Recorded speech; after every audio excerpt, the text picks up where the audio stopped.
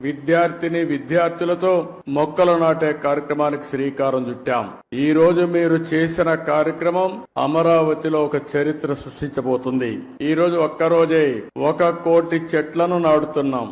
ఈ సంవత్సరం 5 కోట్ల మొక్కలు నాటబోతున్నాం. అయితే ఈ 5 కోట్లే కాకుండా 50% గ్రీన్ కవర్ ఈ రాష్ట్రంలో ఉండాలి.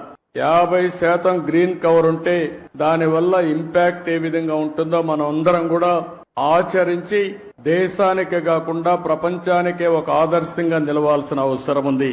1972 నుంచి జూన్ 5వ తారీఖున ప్రపంచ పర్యావరణ దినోత్సవాన్ని ఐక్యరాజ్య సమితి ఆధ్వర్యంలో మనం జరుపుకుంటున్నాం.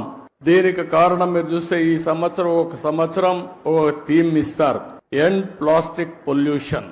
ప్లాస్టిక్ పొల్యూషన్ ని పూర్తిగా దీన్ని కంట్రోల్ చేయాలి.